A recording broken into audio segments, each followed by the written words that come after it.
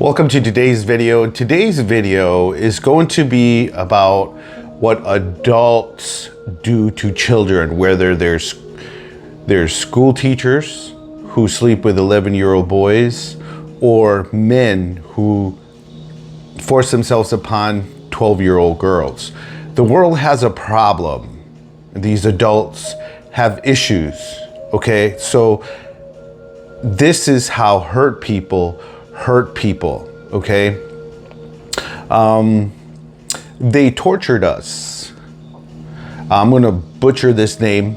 Rohingya survivor of fatal capsize says captain forced themselves on these girls, purposely sank the boat. So again, adults, people are hell, like I say in many of my videos. Hurt people.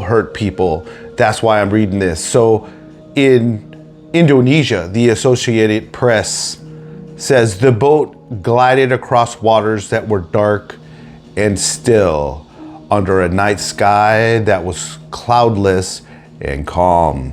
But on board, the 12-year-old girl quaked with fear. Imagine this poor person. Imagine you being in the shoes of this poor person. The captain and crew, who says had to torture her and 3 other women and girls, were not finished. And the punishment for disobedience, the men warned, would be death. Many people here in America say they're oppressed. I highly doubt it. It was the 3rd night that the girl and around 140 other ethnic Rohingya refugees had been trapped on a wooden fishing boat floating off the coast of Indonesia.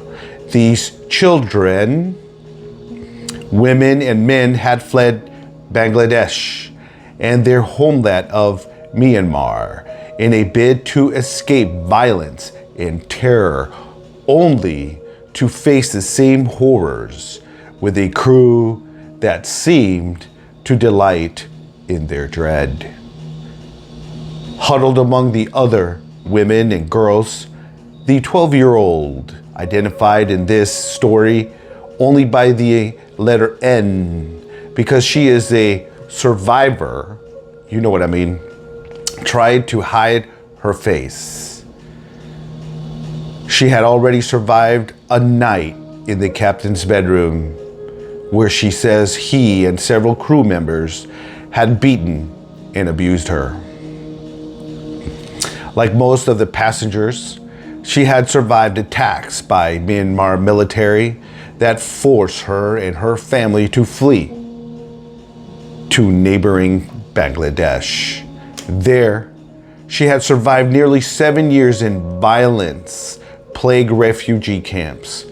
So she's been living a life that most people wouldn't want. Poor girl. And she had thus far survived this journey without her family, who hoped she'd make it to Malaysia, where she was promised as a child bride to a man she had never met. Her young life had been one long battle to survive, and so it seemed this night would be no different. The captain was in a rage.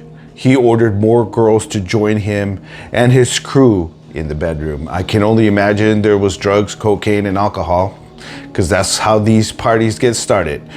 No one budged. "If you don't come with us," the captain said, "we will capsize this boat." What happened next would force N and the other refugees to board into yet another battle for survival. For many, this would be the battle they finally lost. In March, Indonesian officials and local fishermen rescued 75 from atop of the overturned hull of a boat off the coast of Indonesia, northern province of Aceh. Won't pronounce it. Another 67 passengers, including at least 28 children, had been killed when the boat capsized, according to the United Nations High Commissioner for Refugees. Until now, little was known about how the boat capsized or why. This account, as told as the Associated Press in separate interviews with 8 surviving passengers, provides the first insights into what happened on that boat and why so many had to die.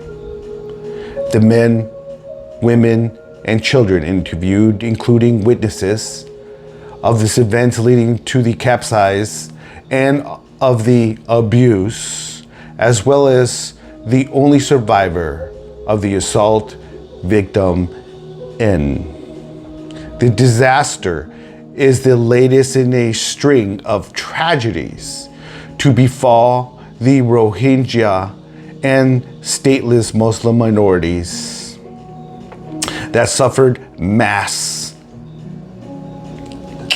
at the hands of Myanmar military in 2017 in what the United Nations had dubbed a genocide.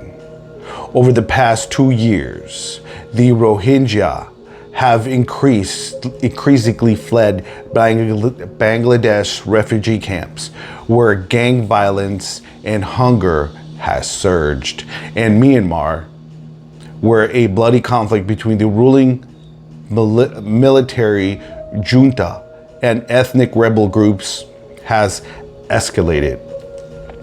Muslim minorities, Malaysia, which the Rohingya view as relatively safe, is the preferred destination.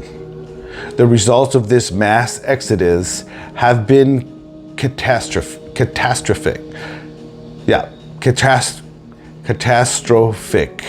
Last year, 4,500 Rohingya, 2/3 of them women and children, fled Myanmar and Bangladesh by boat. The UNIHCR reported of those 569 died or went missing while crossing the Bay of Bengal and Andaman Sea, the highest annual death toll since 2014. International interference towards the Rohingya has, in many ways, worsened the crisis. In several cases, coastal countries in Asia have ignored pleas to rescue imperial Rohingya boats, despite international law mandating the rescue of boats in distress. Global donations for the nearly 1 million Rohingya languishing in overcrowded camps have plummeted, leading to slashed food rations, and no country is offering large-scale settlements. Most Rohingya understand the risk of taking to the seas, but those who board the vessel say the world has left them with little choice. And so it was that N arrived one night in March at a remote beach in southern Bangladesh, where she climbed into a small fishing boat that would take her away from everything she knew, including her family. Like an increasing number of underage Rohingya girls, she had been promised as a wife to a man in Malaysia she'd spoken to only by the phone. These marriages are rooted in desperation. Many parents in the camps can no longer feed their children or afford the traditional dowry demanded by grooms. The men in Malaysia forfeit dowries and often send money to the bride's parents. The fishing boat ferried N and her fellow passengers to a large boat larger boat, which took them deeper into the Bay of Bengal. One day later, they were moved again to an even bigger boat with a crew from Myanmar. And you are listening to Mario with Let's Talk About It. And these are the subjects that I bring to this channel because the world is an evil place. We all have a lot of unhurt people. I talk about subjects like alcohol addiction, sex addiction, drug addiction, P-Hub addiction, and many more other topics like this because we all need to understand that we are all hurting in one way, shape, or another. And it seems like no one really wants to take accountability for their own selves, why they do the things they do to themselves or other people. You know, why do you drink so much? Why do you hate yourself so much? Why do you not want the best life for yourself? Why don't you treat your body like a temple? Those are the things we talk about here. So let's get back to the article. For around a week, it continues here, they slid seamlessly through the sea. The crew was kind, providing enough food and water. The children had space to play. The waves were placid. For Rahina Begum, traveling with her 9-year-old daughter and 13-year-old sons, it almost felt too easy. Until suddenly, it wasn't. This is what people do. Hurt people hurt people. The captain told those on board the plan has changed. That's how people do you. They would need to transfer everyone to an Indonesian fishing boat with a crew who would take them the rest of the way to Indonesia. From there, the passengers would be smuggled into neighboring Malaysia, though the captain gave no reason for the switch. The recent surge in Rohingya arrivals had put Indonesian authorities on alert for boats from Bangladesh to Myanmar. The sight of the rickety Indonesian vessel sent a chill through the passengers. Mohammed Ahmed, who had fished the waters of Bangladesh for years and spent countless hours on boats, estimated the Indonesian vessel was built to accommodate at most 60 people, not 140. But the Myanmar captain and crew, he said, reassured him the boat was safe and that it would reach Indonesia in one day. Reluctantly, Amin and Rahina and the others climbed into the Indonesian vessel. The Myanmar boat soon disappeared into the distance. Almost immediately, the Indonesian captain and crew separated the men from the women. The men were forced into the boat's cramped, stifling cargo holds, one of which was beneath the captain's bedroom. Anyone who protested was beaten, Amit says. And that is how the takeover happens, just like in America. Silencing a men, not letting them feed themselves, taking their jobs away. This is the same scenario they're doing in America. The captain and crew turned to the women and girls, but they did not speak Indonesian and could not understand their demands. A few Rohingya men who spoke the language were allowed out of the hole to translate. When the women understood what the captain wanted, they began to cry. Imagine that, how sick. The men told the crew to leave the women alone. The crew beat them and then beat the women. 17-year-old Samira, whose husband was stuck in the hold, became an early target. The captain and crew repeatedly ordered her into the bedroom. A relative of Samira's Fatima Khatan told her tearful teen to say she was sick, and used hand signals to explain to the captain that Samira was married. The crew moved on, and however, had no one to protect her, and she quickly caught the captain's eye. She was a child stuck in the middle of the ocean, facing a group of men who warned they were armed, thought no one ever saw a gun, though no one ever saw a gun. Correction there. She had no choice. And so N and 4 other women and girls entered the bedroom. It wasn't long before the stillness of the night was shattered by their screams.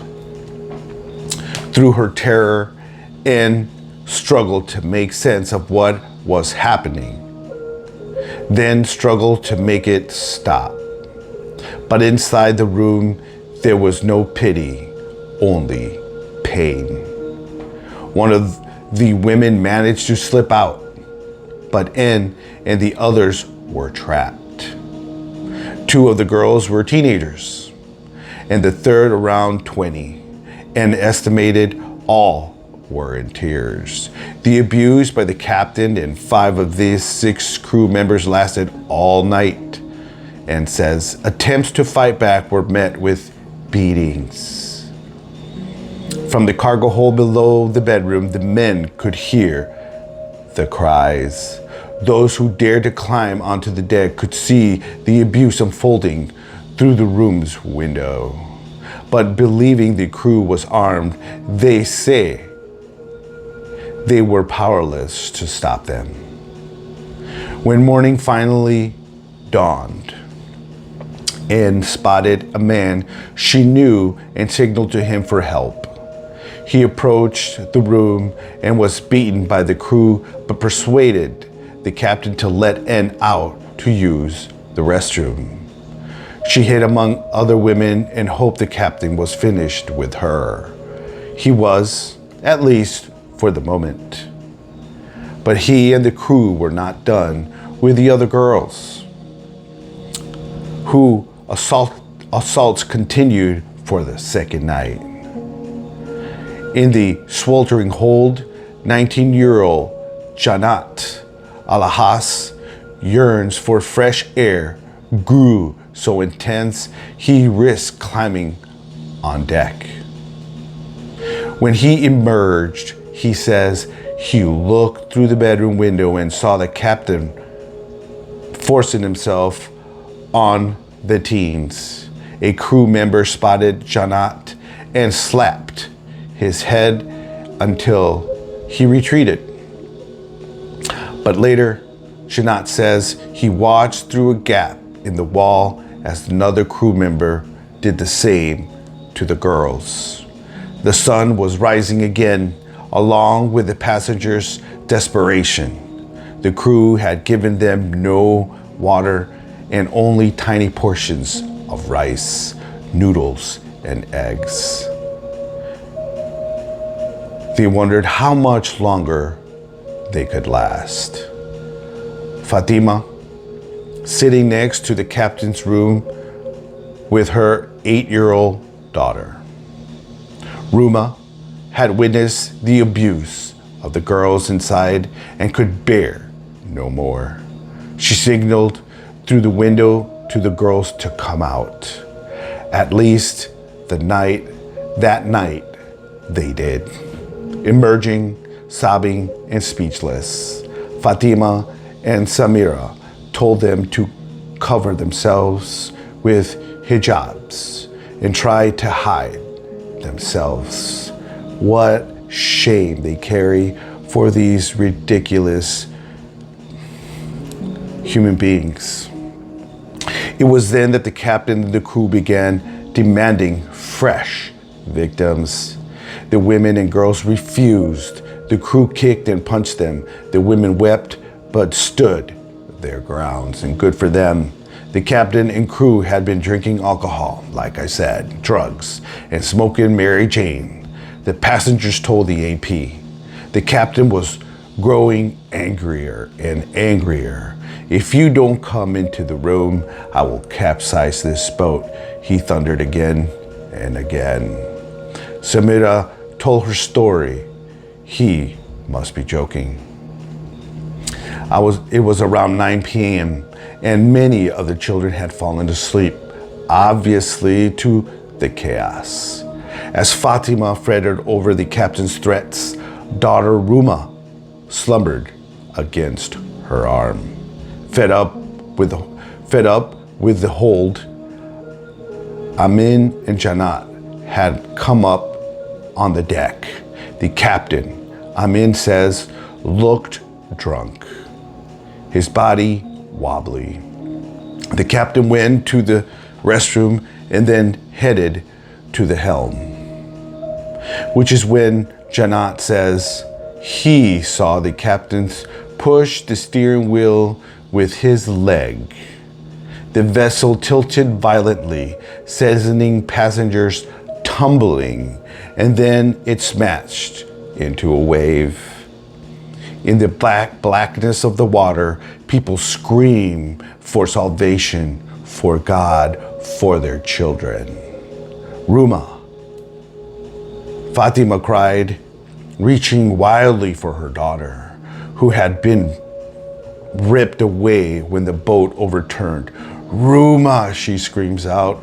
Fatima fought to stay afloat, but the water was swallowing her as fast as she was swallowing the water. Suddenly, hands closed around her arm and yanked upwards.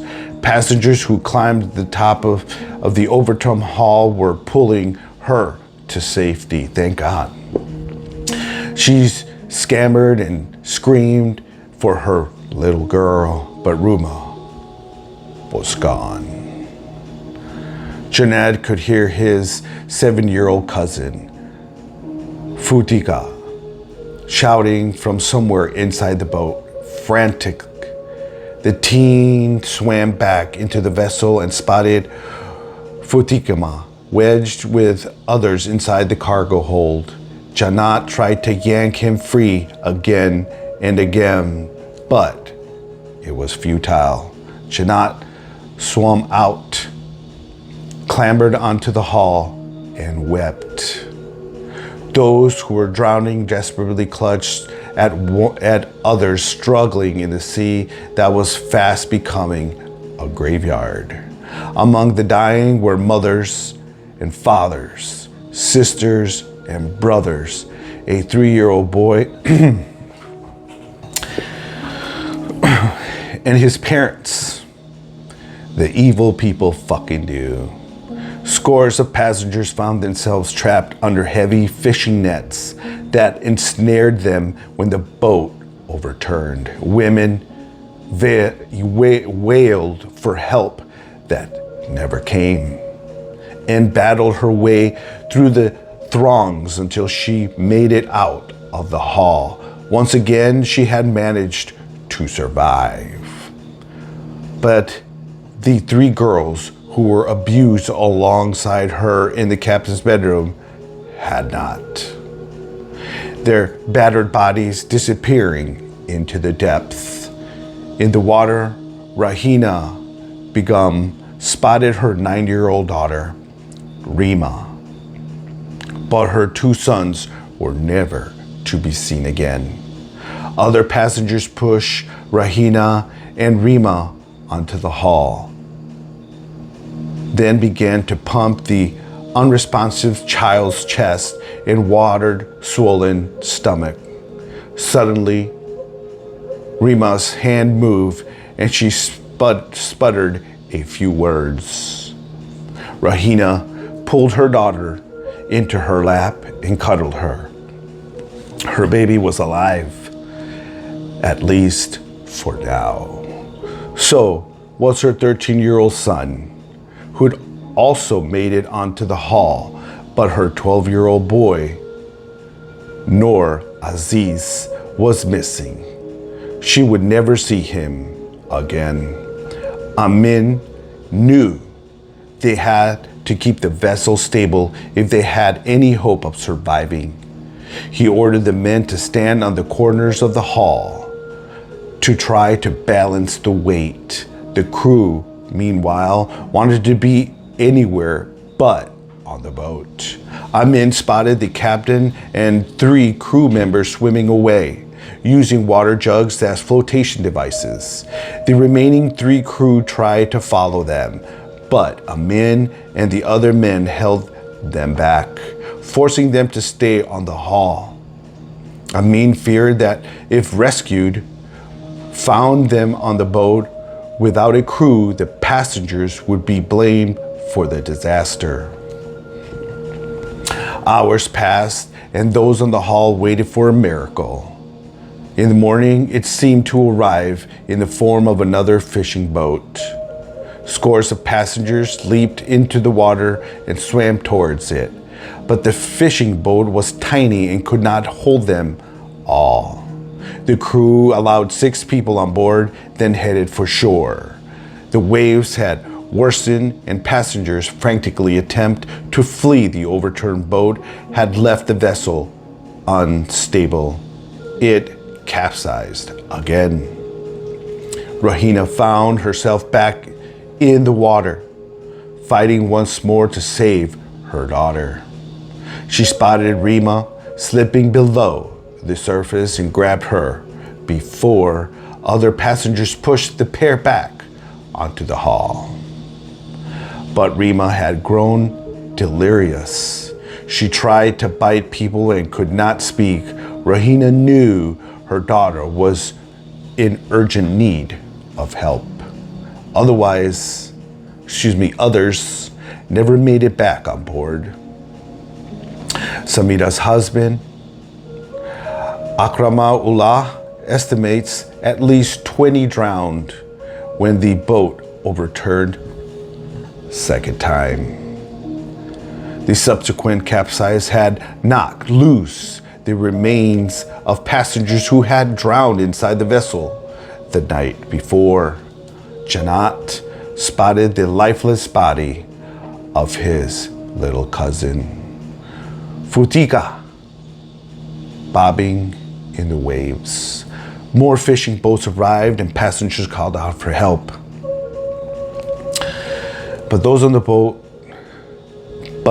aboard the vessel simply shot photos and videos of them and left. Oh my God. A few passengers tried to swim to shore, promising to send help if they made it. They were never seen again, and help still did not come. But at least the rain did.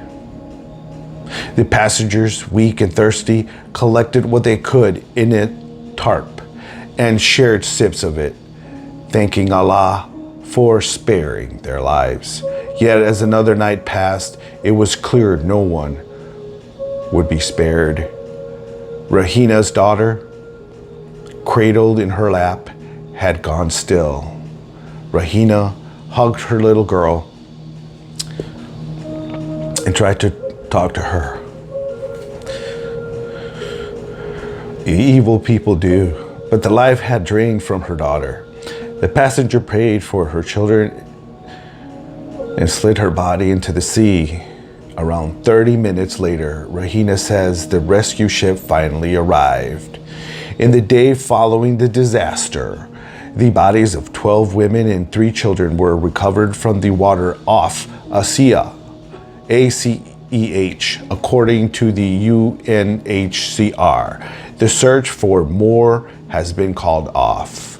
Although the fishing boat crew rescued the initial 6 people from the hull the morning of March 20th, search and rescue vessels were not launched until later that evening. Officials finally spotted the boat around 9 a.m. March 21st, about 22 kilometers, 14 miles off shore, and finished evacuating all of the passengers from the hull around midday. IBNU Harris Al Hussein, chief of Banda, ACEH's search and rescue agency, said the rescue operation began shortly after his agency learned about the capsized boat. He also said officials needed time to coordinate a plan to care for the survivors once they reached the land. While crews at sea initially kept their distance out of fear, the passengers would hurt themselves trying to swim to the rescue boat. The most important thing is that we have ensured their safety when they were found, Hussein wrote to the Associated Press. On April 2nd, police announced they had arrested 3 members of the crew, plus a 4th man who was not on board the boat. They were charged with people smuggling, which carries a maximum sentence of 15 years in prison. Police are still searching for the remaining crew, including the captain, whose mobile phone activity placed him in Malaysia. West ACEH Police Chief Andy told the Associated Press, police are not considering murder charges, Kirana says, because they believe the captain was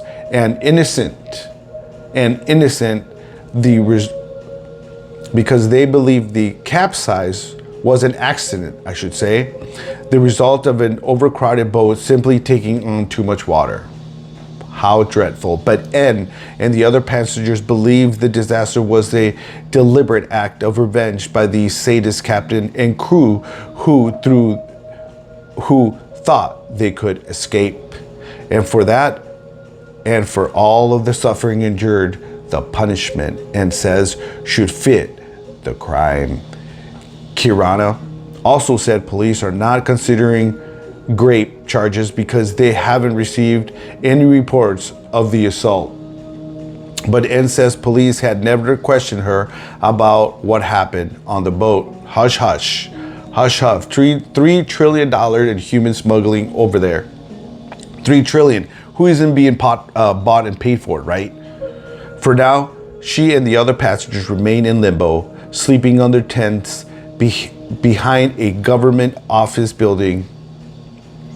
They have been shifted between shelters amid protests by locals who want them to go away, but there is nowhere for them to go. Though they have survived so much, some wonder what it was all for. Rahina questions why she was spared when 2 of her children were not. Her husband, already in Malaysia, blames her for attempting the journey and for the death of their daughter and son, their tragedy, the hopelessness, the family dynamics that will never be fixed because of the atrocities that mankind does, men and women does to children. Women do it too, school teachers and men. People are sick. I lost my hope when I lost my children, Rahina says. I feel like I have nothing. And alone and aching for her mother, hopes to somehow make it to Malaysia and to the man who wants her as a wife. Maybe then, she says, she will finally be free. Through it, though in reality, Rohingya children brides in Malaysia often become prisoners to abusive husbands. For now, all she can do is fight to survive yet another day and pray for the future free of pain. I don't want to suffer anymore, she says. And that is how evil people are in this world. Men and women abusing children, and nobody really gives a shit. So this is Mario with Let's Talk About It, and I will see you in a later video.